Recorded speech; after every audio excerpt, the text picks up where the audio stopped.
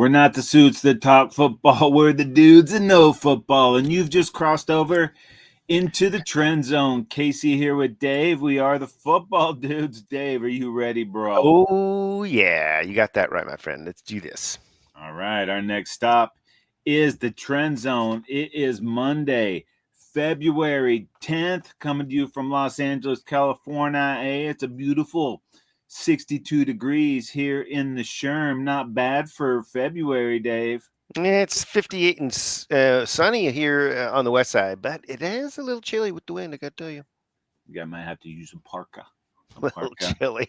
All right, in today's episode, we are going to run and find out if we have the last seat filled on the coaching carousel.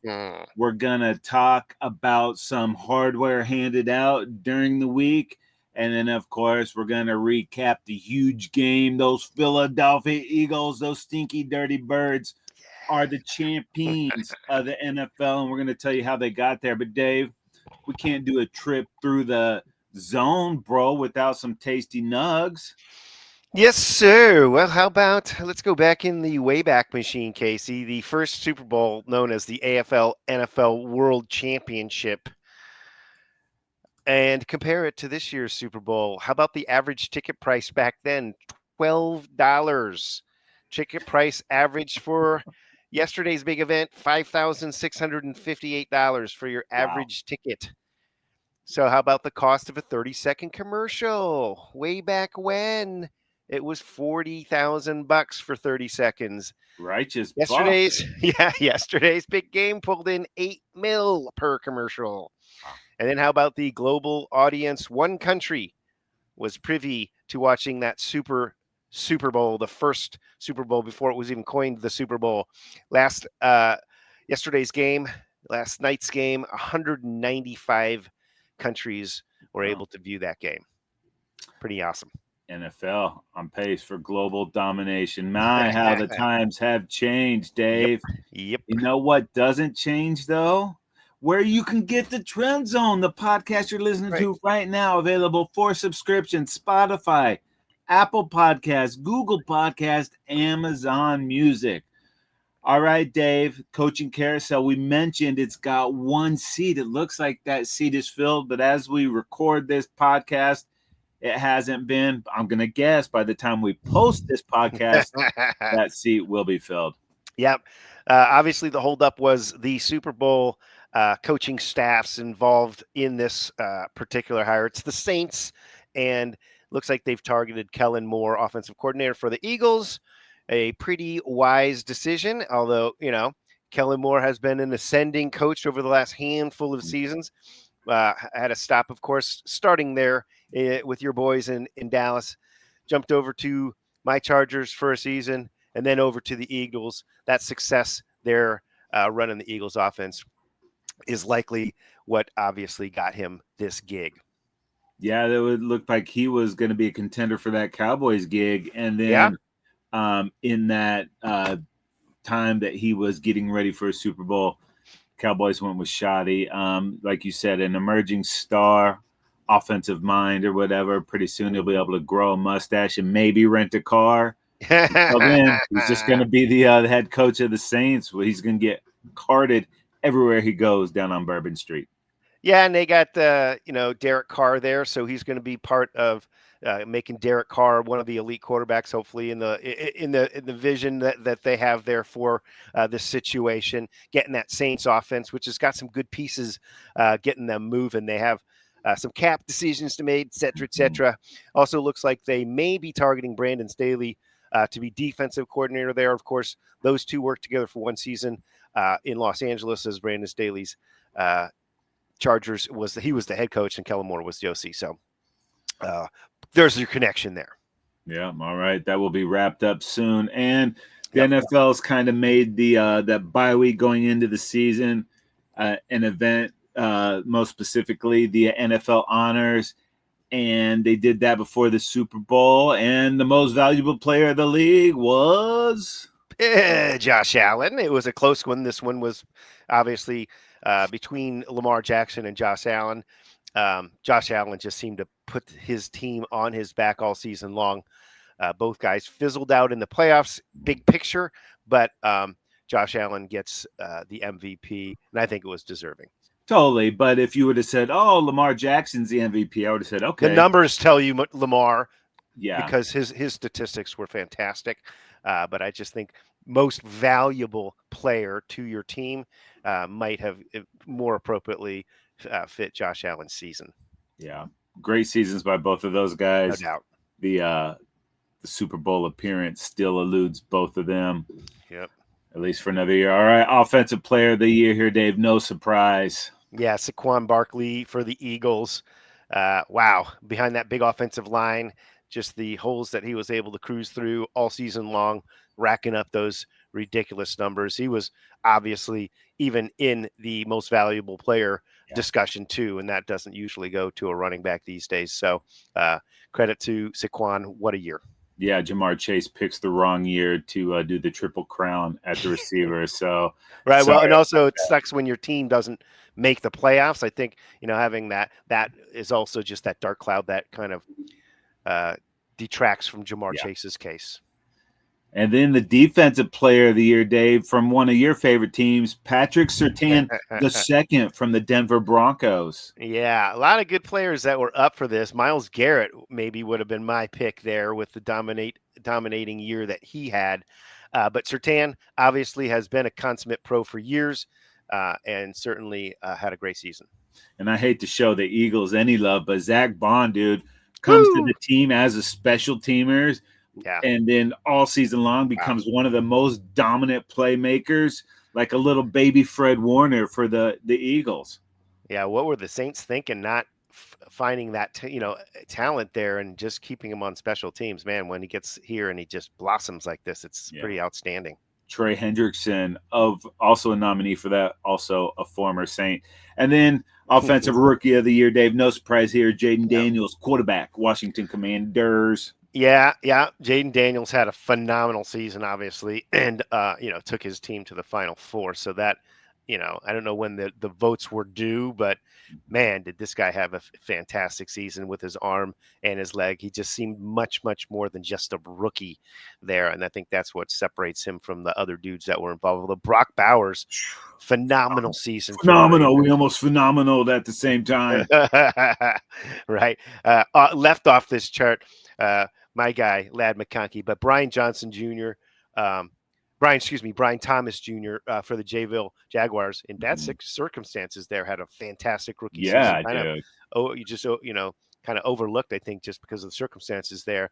But all in all, a really, really good batch of rookies. Malik Neighbors, Bo Nix also in the mix there. Yeah, Bo Nix put up some awesome numbers for the Broncos there. And then the defensive rookie of the year, baby, little hometown get right here. Yeah, Jared Verse. I mean, what a job Les Snead did drafting, reinventing that defensive front there. No question. Two of the guys in this conversation were both Los Angeles Rams rookies in the first and second round last year. So, wow, what a great job with Braden Fisk and obviously the winner, Jared Verse. Yeah, now when you say F them picks, there's a comma after the F. Yeah. F those picks. Yeah. Also, got to give credit to the GM there for the Philadelphia Eagles, Howie Roseman, getting with his first two picks, two guys that are also in the mix here with Quinyon Mitchell, the cornerback, and Cooper DeJean, also corner there with the big pick six in the Super Bowl too. On his birthday, baby. Oh, man, we will get to that in just a minute. And then the comeback player of the year, Dave. I don't know about this one. Not that the guy's not a great player, but the parameters, come on. Yeah, I mean, it's Joe Burrow was our winner. I think he played a little more than half the season and missed a little less than half the season last year with his injury. I could have seen it going to my guy, J.K. Dobbins, who missed 2 full seasons with an Achilles tear and a totally blown up knee. And he also fought through an injury, was on IR this year, still 900 plus yards, over 1,000 scrimmage yards for J.K. Dobbins. Fantastic season. Or if you want to look at the award in another way, perhaps Sam Darnold with the comeback player of the year, I don't know what he's coming back from, but I guess maybe being Dude, anytime you are a former Jet and you go somewhere, you're coming back from hell, baby. Yeah, exactly. So a phenomenal season for him. Yeah, we got to decide, is this an award for a player that comes back from injury, or is it a player that comes back? So, yeah, you can't really gripe with anything on there, but right. it's a little gray area. And then, speaking of Sam Darnold, coach of the year here, bro, Kevin O'Connell. Yeah, I love Kevin O'Connell, man. He's just been one of my favorite dudes. I liked him as an Aztec at quarterback. He was picked by Bill Belichick. That shows you something to play there for the Patriots. Didn't do well there, but then under McVay for a minute, and now what he's done here in Minnesota with 14 wins. Last season the quarterback goes down in that they had handpicked to be the dude in preseason, and he works with the Reclamation Project and really gets Sam Darnold to play exceptionally well. The team around him played exceptionally well. Yeah. Great job. And then the assistant coach of the year. This seems crazy, dude. They gave it to a head coach. What? Yeah, a lot of these guys could be head coaches. Certainly Ben Johnson, the offensive coordinator for the Lions, elevates to head coach now, as does another candidate on this list for the Lions, Aaron Glenn. So they lost both their coordinators. Too bad they didn't at least win the Super Bowl or even go to the Super Bowl. Now they got to get back there. That is going to be a long journey. Also on the list, very deservingly, Vic Fangio. Yeah. Obviously what we saw yesterday, and again, more to come. But Vic Fangio with a phenomenal job there in his first year as defensive coordinator for the Eagles. Yeah, Ben Johnson's moving on to be the HC for the Bears, and Aaron Glenn's going to those New York Football Jets. All right, Dave, besides winning a league MVP and maybe kind of right up there, the Walter Payton NFL Man of the Year, one of the awards that the players dig the most out of here was awarded to a shag, baby. Yeah, that's Jacksonville Jaguars' Eric Armstead. So he gets the Walter Payton Man of the Year for his positive impact on the community. Tons of great work there. Yeah, congrats to him. Right on. And some more hardware is announced at the NFL Honors. The Pro Football Hall of Fame class of 2025.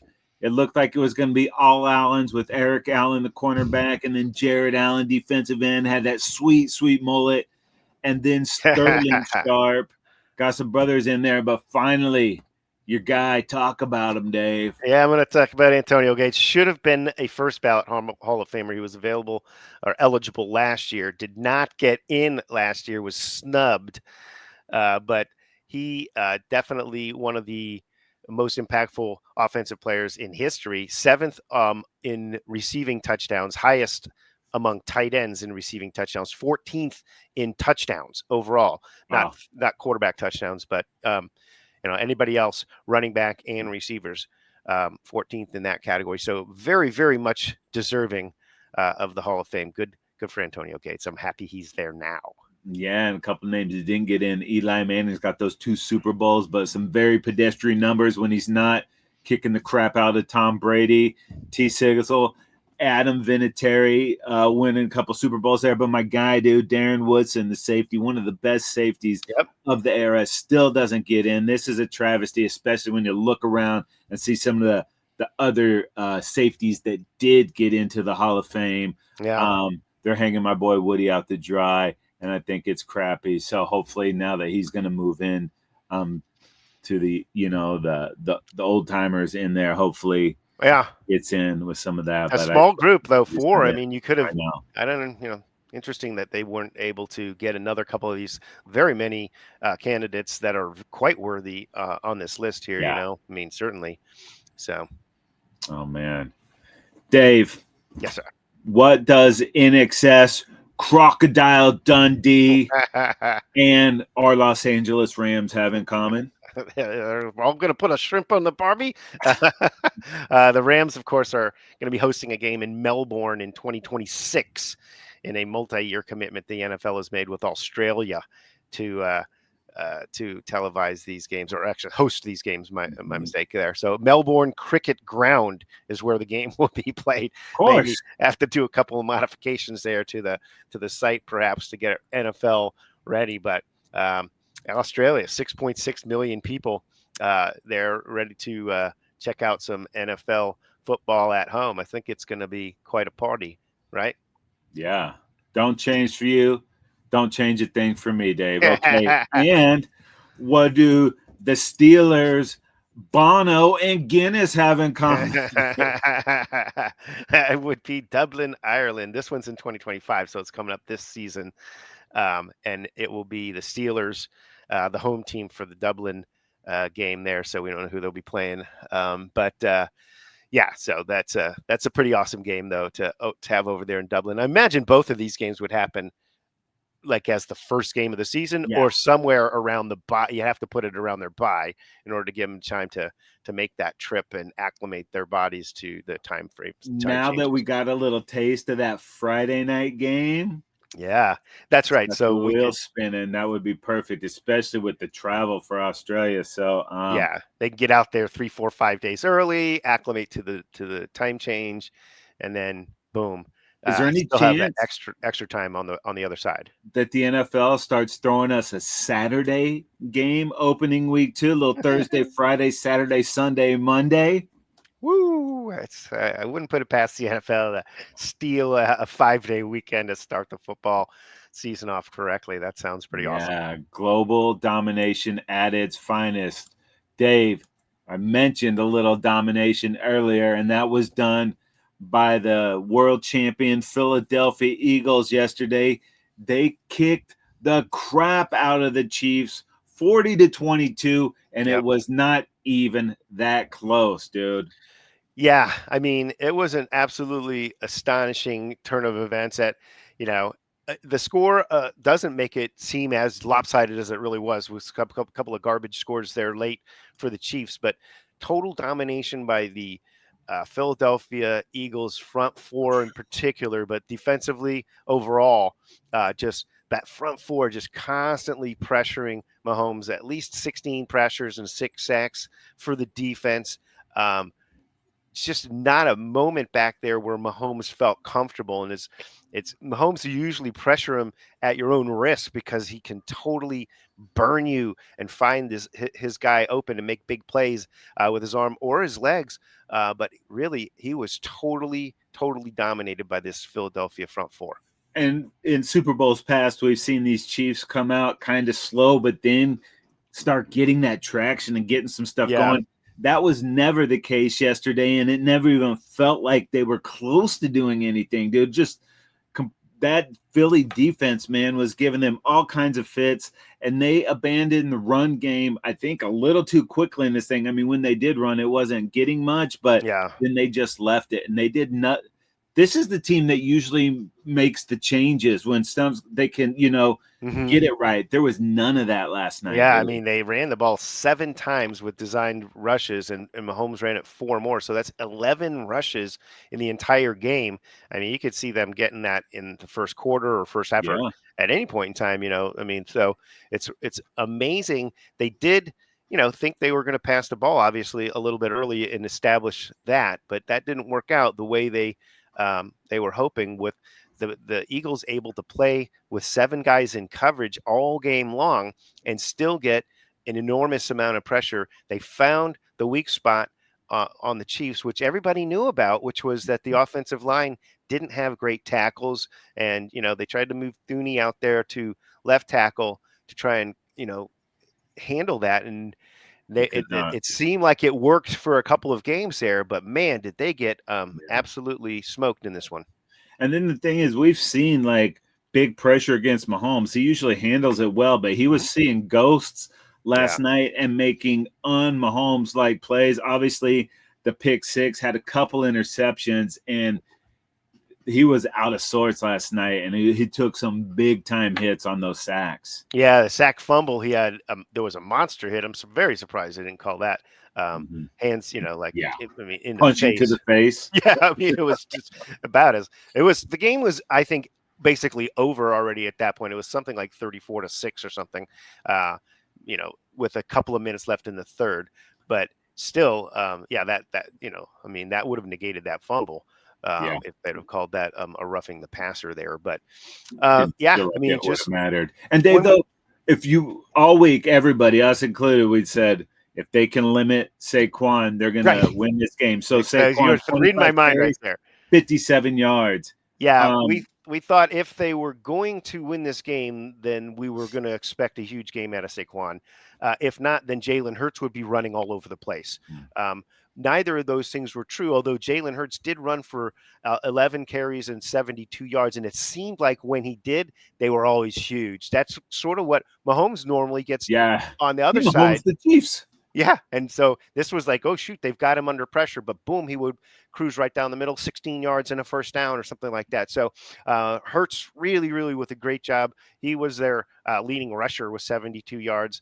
And like you said, Saquon Barkley, if you'd have said, hey, Saquon's going to average 2.3 yards a carry, he's not getting into the end zone, and he's going to have 57 yards, we would say, whoo, this is going to be a blowout, right? Yeah, and it was. Yep. We would think it would be the other team blowing them out, right? So, this wasn't a dominant performance offensively for the Eagles. It took them a while. They got that first touchdown on I believe the second possession, and then they were stopped. Didn't get the opportunity to score on the next possession. Then finally they got it to a 10-point lead. Then it was the pick six that pushed it to 17.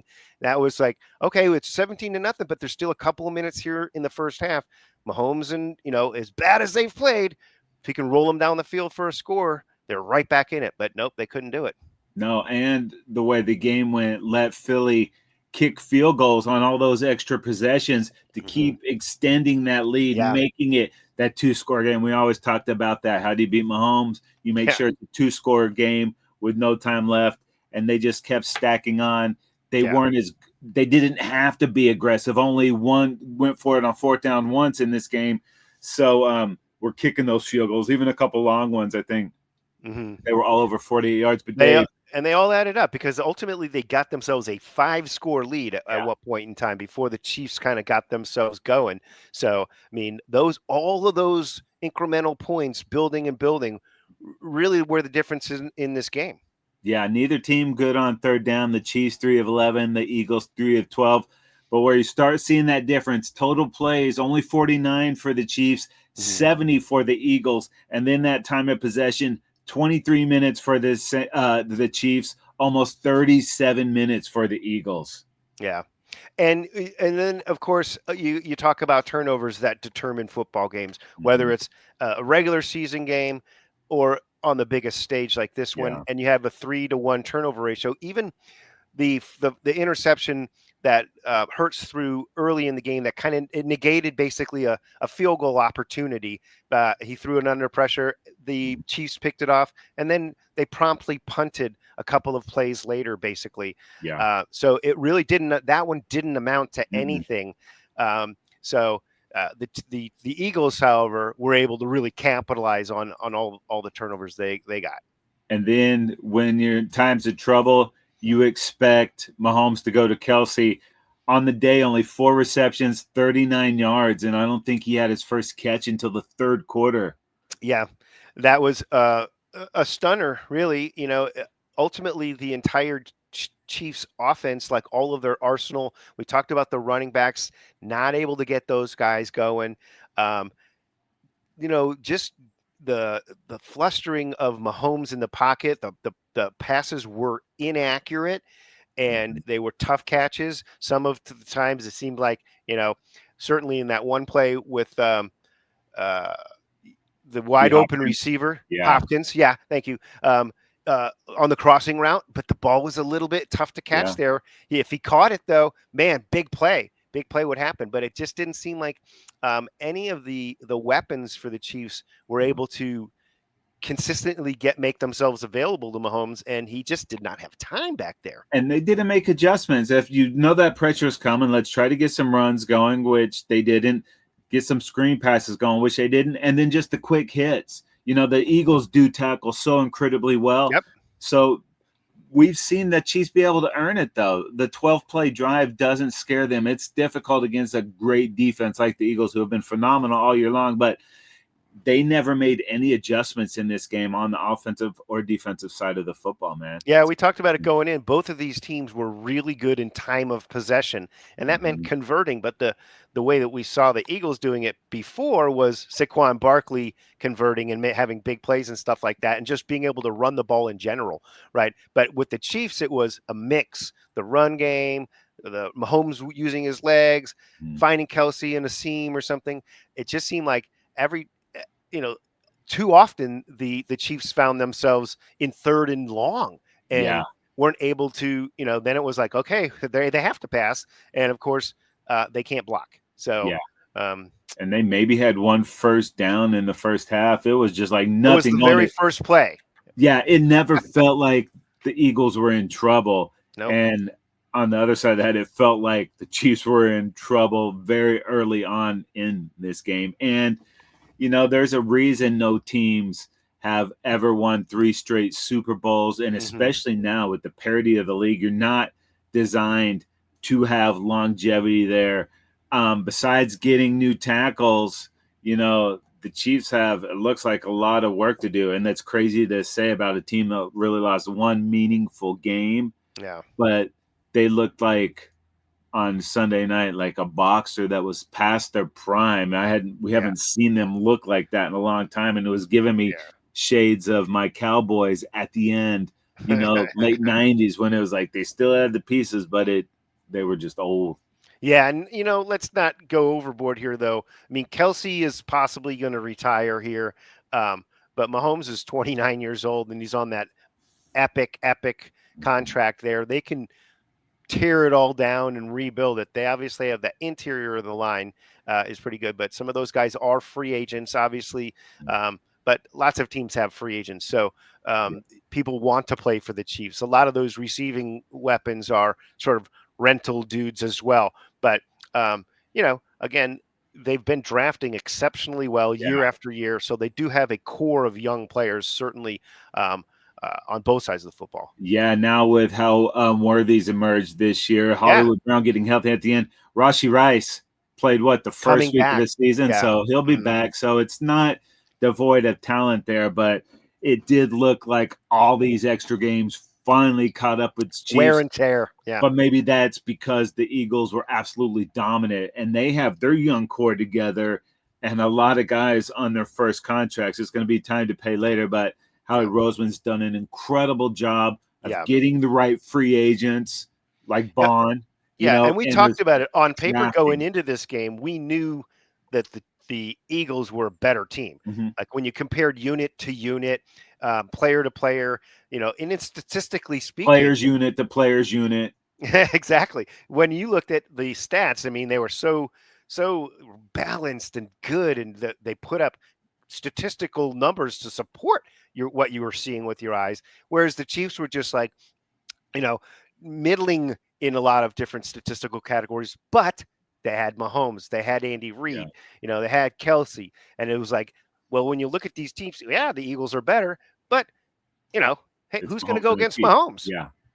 So and then looking more at Howie Roseman did, at the quarterback, they had Carson Wentz under contract when they drafted Jalen Hurts, and they stayed with them, and he rewards them with the Super Bowl victory and the Super Bowl MVP. Man, this is just a dude that works his tail off and has gotten better every year. It was maybe 2 seasons ago that the verdict was still out on if this guy could, be quarterback at the highest level. And every time he was tested this season, especially on Sunday, passed flying colors.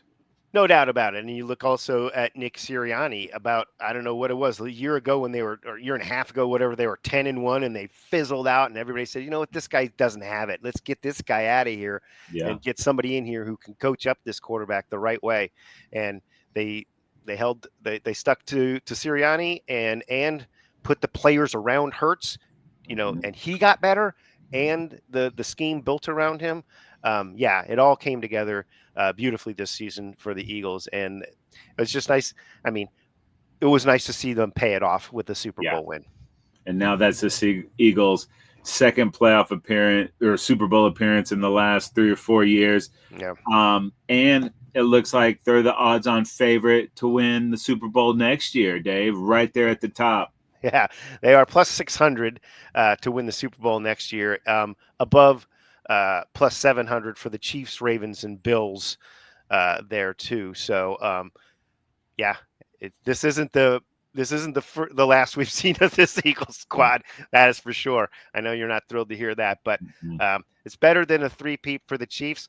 From my perspective, obviously, I'm an AFC West guy. They've won the division 10 times in a row, and they've gone to 7 straight AFC championship games. I'm glad to see them finally come up short on magic in the biggest game. Yeah, and now, Dave, the best thing about that is we're all undefeated. Everybody's looking at Super Bowl 60. Woo! It's going to be coming to you from Levi's Stadium in Santa Clara, California. That is the home of the 49ers.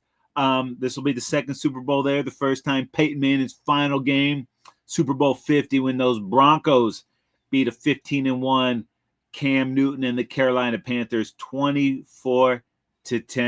Cowboys Chargers, Super Bowl 60. I'll take it. That Super Bowl was reminiscent kind of the one we just saw, and several other Super Bowls where the defensive front was able to take care of business, and that was the biggest deciding factor in the game. Yeah, so with all the league changes and the high-powered offenses, defensive still win championships. Yep, sounds good to me, man. All right, Dave, one hell of a season, brah. You know we'll have more off-season stuff because the season never ends. We got some combine stuff coming up, some free agency, some NFL draft, and some spring football. Oh, yeah. We're gonna UFL. We got it all coming for you. So what you want to do is subscribe to the Trend Zone. That's a pod you're listening to right now. It is available for subscription. Spotify, Apple Podcasts, Google Podcasts, Amazon Music. Yeah, subscribe to our YouTube channel. Like us on Instagram and Facebook. Follow us on X at Football Dudes LA. And make sure that you tag us across all social media platforms. And when you're out there surfing the interwebs, go ahead and bookmark footballdudes.com. All right, that's it for the season, Dave. Props to you, my brother. It's been a hell of a ride. Can't wait to do it again. Remember, we're not the suits that talk football. We're the dudes that know football. For Casey, I am Dave, and we're going into the off season. I did that for you, Dave.